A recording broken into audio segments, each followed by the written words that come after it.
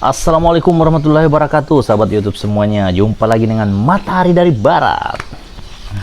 Apa kabar kalian semua? Mudah-mudahan senantiasa sehat walafiat, banyak rezeki dan bahagia dengan keluarga, amin.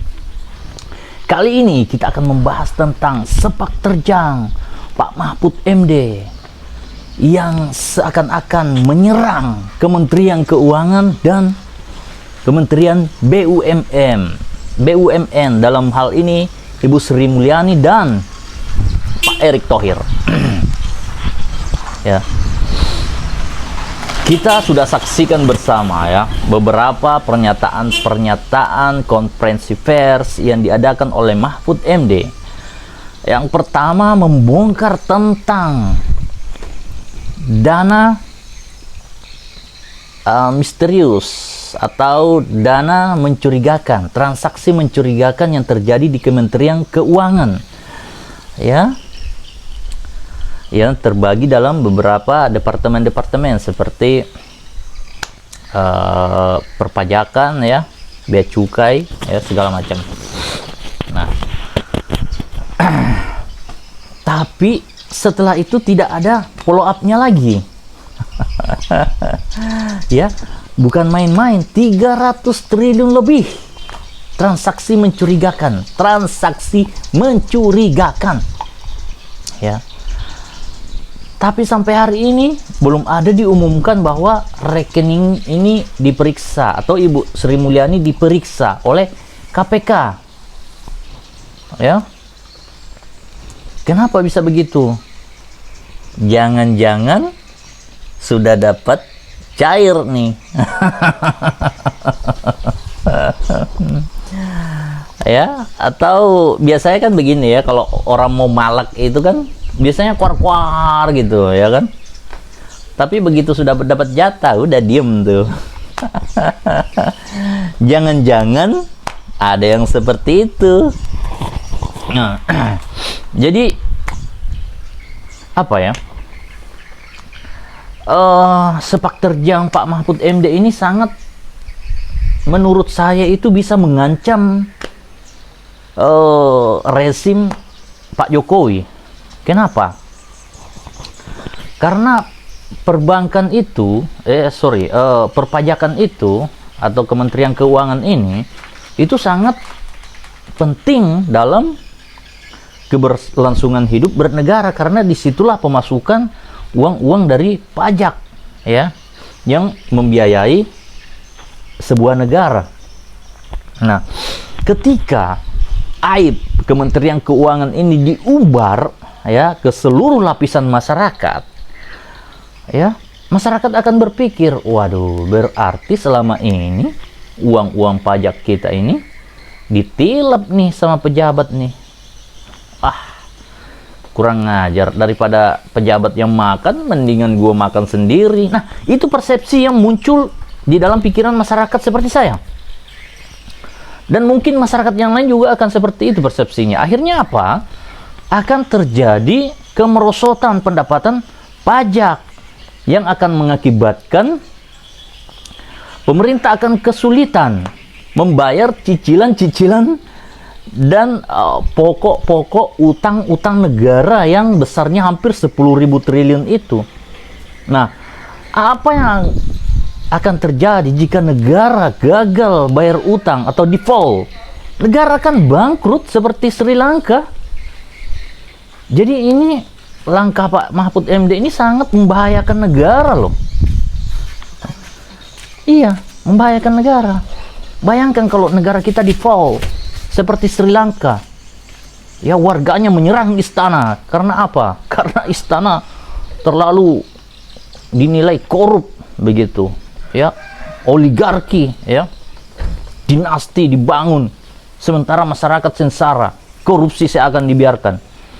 Itu yang bisa terjadi. Hati-hati loh. Istana ini bisa digeruduk oleh masyarakat di saat aib-aib orang-orang dalam istana ini dibongkar, diumbar, ya.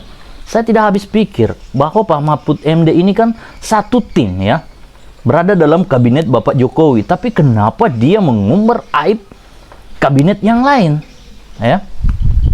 Ini sangat membahayakan posisi Pak Jokowi, ya.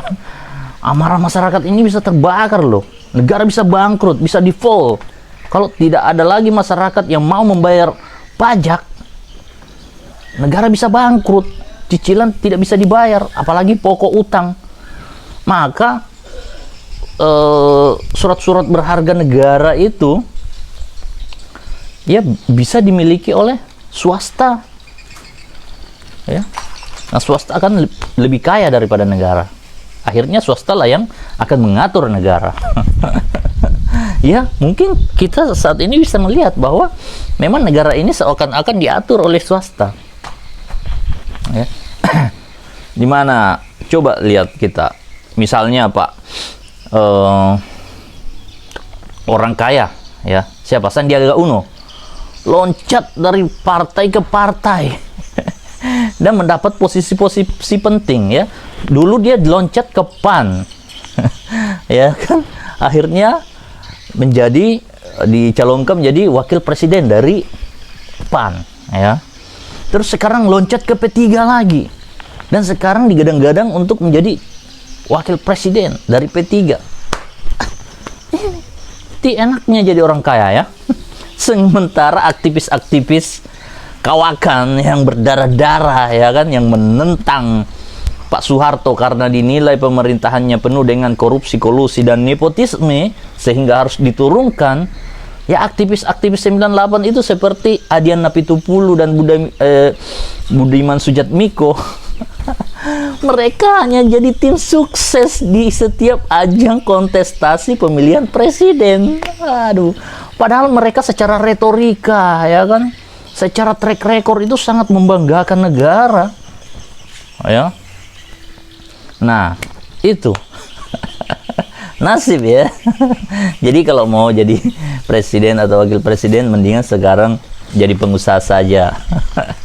Karena buktinya Budiman Sujatmiko dan Adian Napitupulu yang dulu dikejar-kejar karena idealismenya itu, ya, untuk negara, sekarang cuma jadi tim sukses saja. Nah, kemudian yang kedua, Pak Mahfud MD ini seakan-akan menyerang Pak Erick Thohir. Nah, Pak Erick Thohir ini, ya kan, dia memegang Kementerian BUMN, ya. Nah, sepak terjang Pak Mahfud MD memblokir rekening Panji Gumilang, ya, yang triliunan itu bisa membuat orang-orang yang berduit itu tidak mau lagi menyimpan uangnya di bank karena takut terjadi hal yang sama nantinya seperti Pak Panji Gumilang ini. Awalnya dituduh penistaan agama, kemudian dikembangkan jadi tindak pidana pencucian uang, padahal dia punya pesantren terbesar dan termegah di Asia Tenggara. Dia bukan pejabat, dia hanya swasta, tapi dituduh melakukan tindak pidana pencucian uang. Bagaimana ceritanya? Ini kan swasta, bukan pemerintah. Justru yang harus diulik-ulik itu adalah Kementerian Keuangan yang sudah diumumkan oleh Pak Mahfud MD terjadi transaksi 300 triliun lebih. Ya, mencurigakan. Harusnya itu yang diulik. Nah, kemudian keterangan dari Komarudin Simanjuntak bahwa Direktur PT Taspen ini yang mengelola dana 300 juta dan sekarang dibagi-bagikan, ya kan, ingin dimanipulasi, ya, menurut keterangannya itu supaya tidak tertangkap, kalau misalnya tertangkap KPK uangnya tetap selamat. Itu harusnya yang diselidiki oleh Pak Mahfud MD. Ini persoalannya sangat serius. Kenapa yang swasta ke sana yang diulik-ulik gitu loh? Nah, akhirnya apa? Ini akan berimplikasi kepada kepercayaan masyarakat kepada perbankan, ya, dalam hal ini BUMN akan menurun. Siapa yang kena getahnya? Erick Thohir. Jadi saya mengambil kesimpulan bahwa Pak Mahfud MD ini menyerang secara tidak langsung Pak Erick Thohir, ya, dengan sepak terjangnya ini. Nah, padahal sekali lagi bahwa Pak Erick Thohir ini berada dalam satu kabinet dengan Pak Mahfud MD, ya, satu tim dengan Mahfud MD. Kenapa dia mau tendang kiri kanan begitu? Nggak kompak sepertinya. Jadi kabinet Jokowi ini sepertinya nggak kompak, ya. Pak Mahfud MD kayaknya menyerang Sri Mulyani, menyerang Pak Erick Thohir, entah siapa lagi, ya. Jadi ini kelihatan dalam bagaimana jika dalam satu tim tidak kompak. menjalankan roda pemerintahan negara. Negara ini bisa default, bisa bubar negara kita ini kalau orang-orang istana dipertontonkan aibnya kepada masyarakat ramai. Masyarakat tidak akan percaya lagi dengan istana. Pak Jokowi tidak akan dipercaya lagi dengan masyarakat, oleh masyarakat. Kalau seperti ini cara kerja Pak Mahfud MD, ya. Atau ini semua adalah pesanan. Kalau ini pesanan, siapa yang memesan? Atau bisa jadi minta jatah. Begitu dapat jatah, diam. Kasus dan transaksi mencurigakan 300 triliun lebih di Kementerian Keuangan sudah tidak ada kabarnya lagi dari Pak Mahfud MD. Jangan-jangan Pak Mahfud MD ini sudah dapat jatah. Jadi Pak Mahfud MD ini bisa mengetahui transaksi-transaksi besar-besar karena dia pegang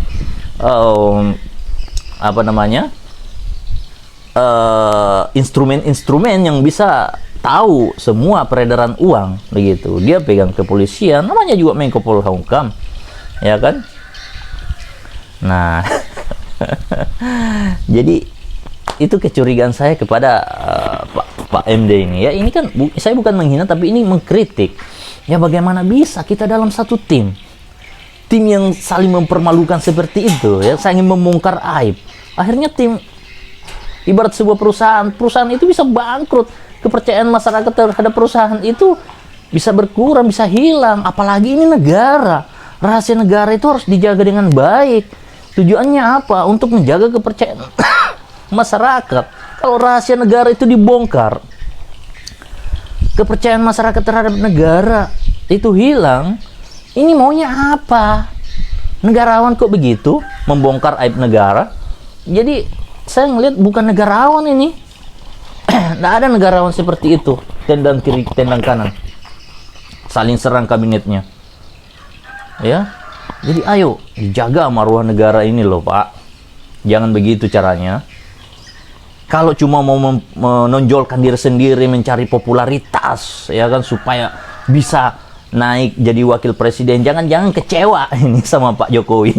Kenapa? Karena dulu katanya digadang-gadang mau jadi cawapresnya Pak Jokowi, tahu-tahu di detik-detik terakhir malah Pak Ma'ruf Amin yang naik jadi wapres.